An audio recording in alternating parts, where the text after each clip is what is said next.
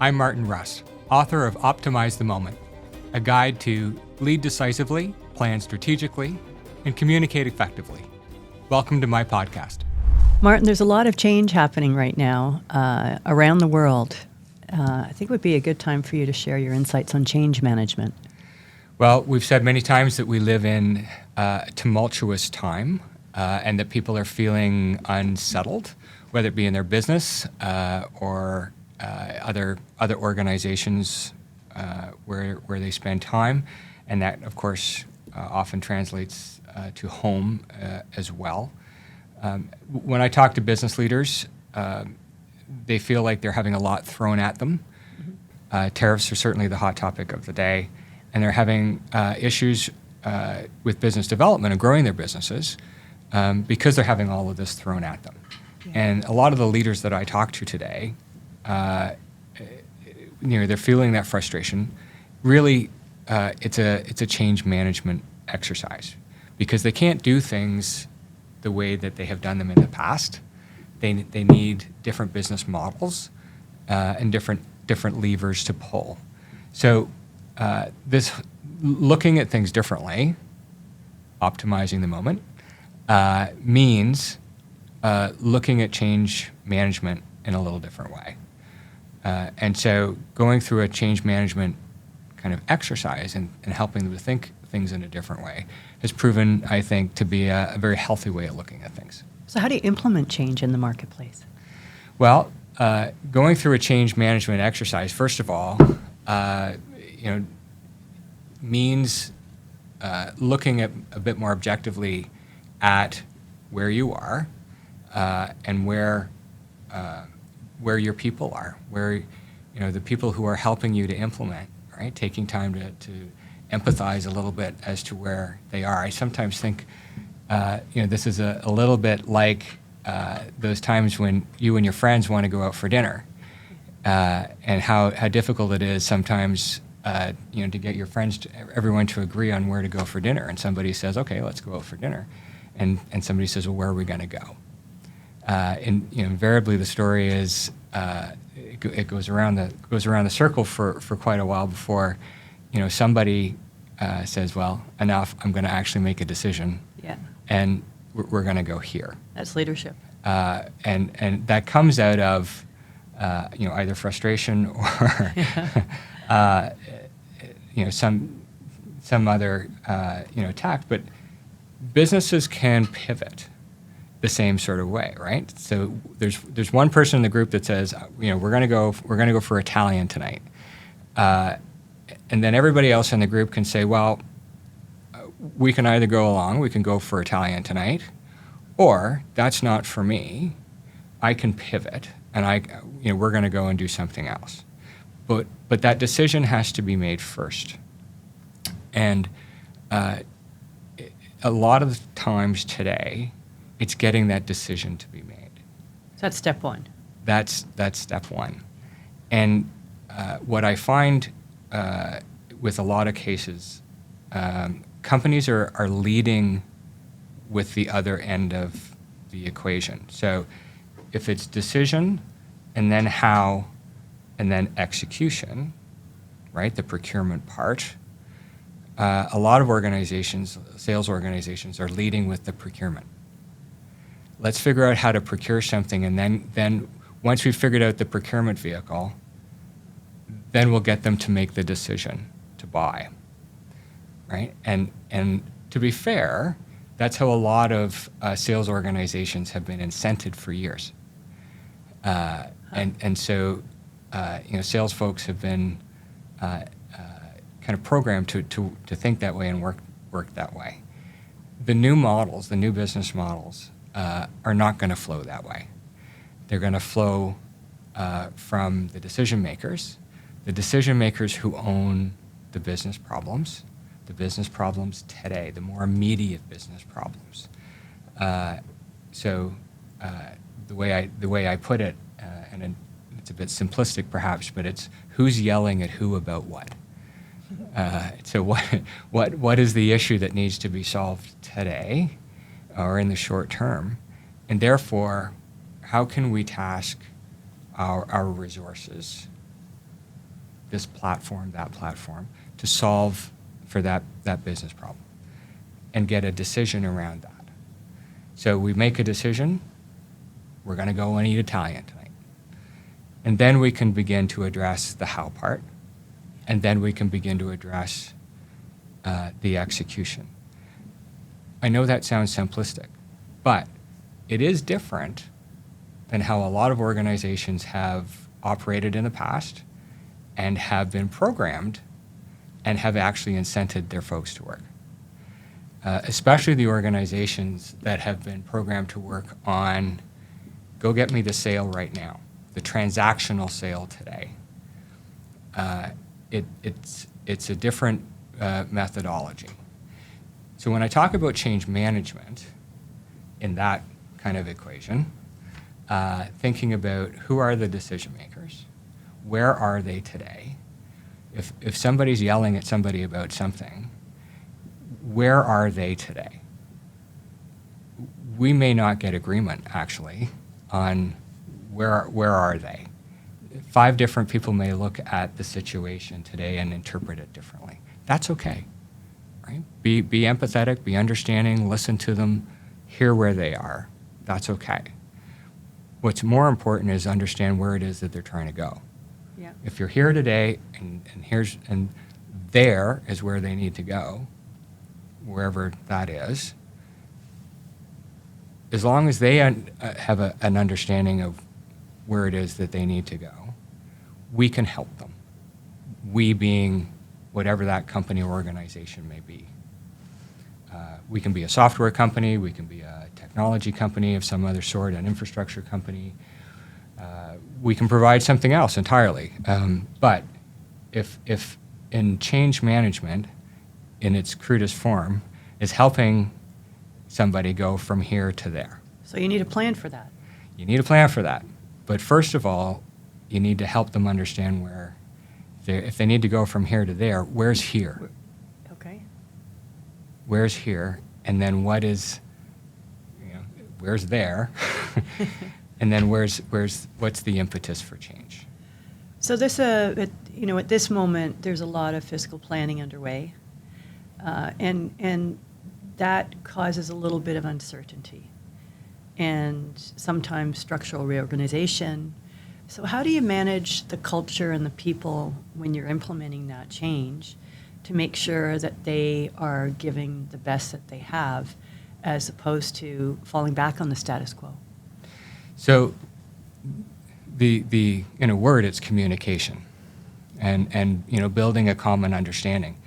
In the last couple of years, we've had political campaigns to observe and inform us.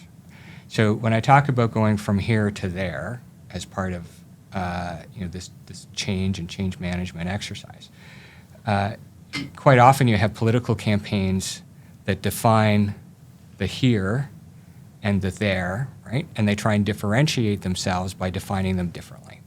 Okay. And that's what political parties and political leaders try and do. And certainly south of the border, we've had that. We've had them differentiate in terms of what they think, America looks like, and where they want America to go.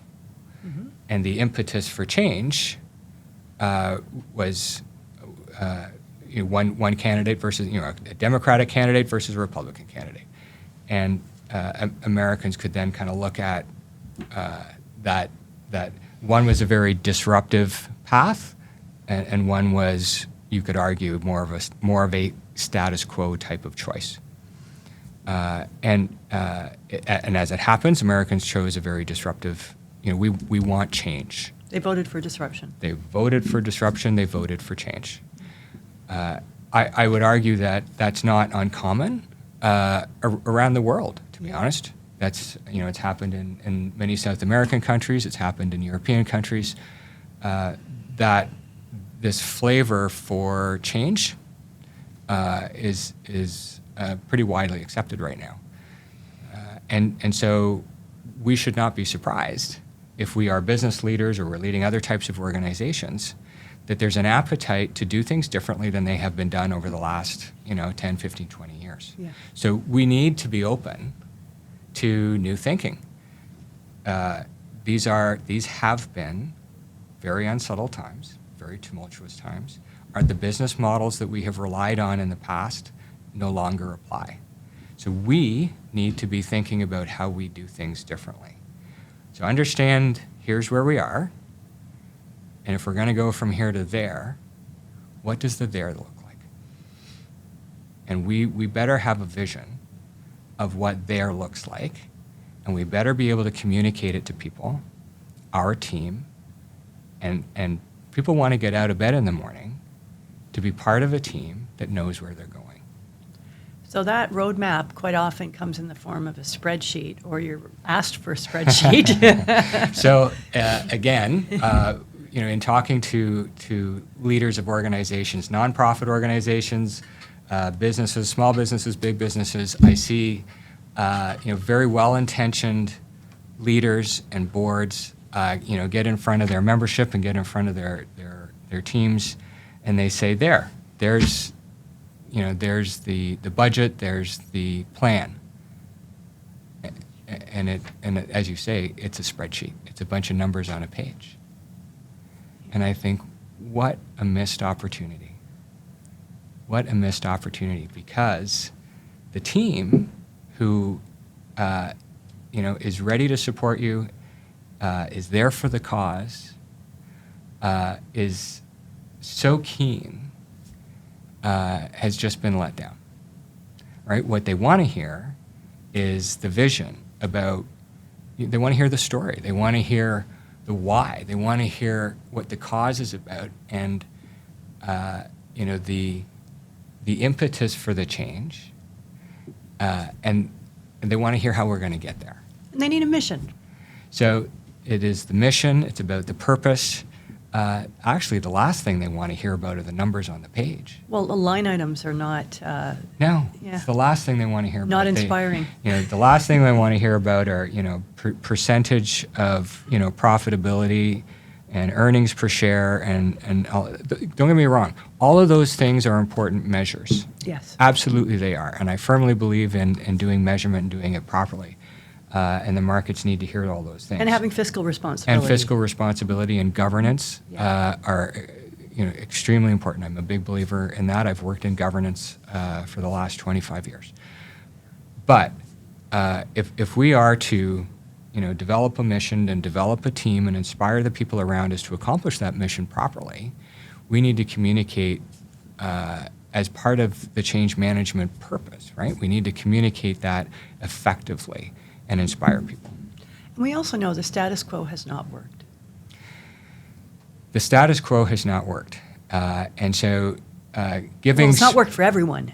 It's not worked for a lot of people. It's worked for some people. In this environment that has been, we live in a geopolitical environment that has, we've had pandemics, we've had wars, we've had conflicts, we've had a variety of external things that have impacted our organizations. Every organization has been impacted. Mm-hmm. And that's made things difficult. That's made it difficult to run our businesses. It's made it difficult to keep our customers, our clients, our staff, our members.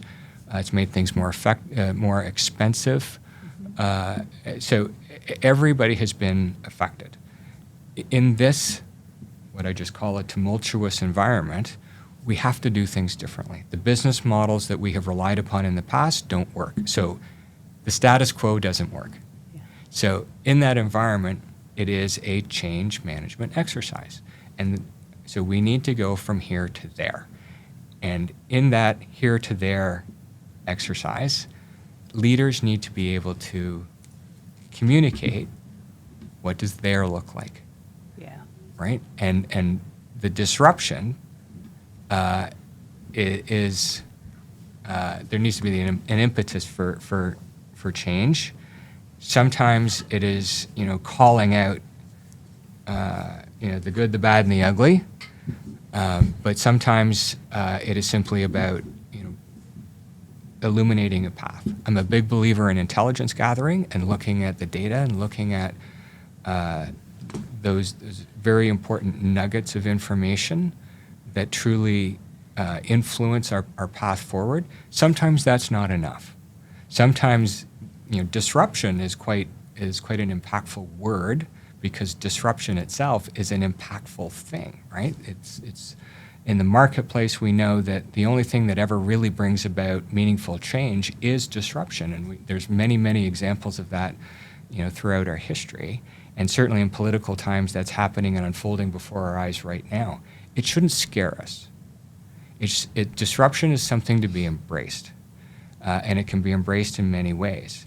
And true leaders will step up to that, embrace it, and help guide the way forward. I wrote the book Optimize the Moment a couple of years ago, but I wrote it for these times and for these moments that we're experiencing right now. It's very prescient, because when you're talking about executing on a vision or a mission, that's where you get from A to B. It's the execution, and how do you inspire people? Well, it's for the moment. Yeah. And so people that I hear say, well, we'll write a strategic plan that over the next 2 years this or the next 2 years that. No, the moment is now. The moment is now, when companies and people and organizations need to execute. Yeah. So now is the opportunity and the moment to step up and define that mission, put the team together, and lead. It's not 2 years from now. It's not whatever other period of time. Now is the moment. And you want to optimize the moment. So Martin, how can people learn more and get your advice? They can contact me through the website at martinruss.ca, or the book, of course, is available through Amazon. Okay. All right. Well, thank you, Martin. I learned a lot listening to you today. Thanks very much. You're welcome.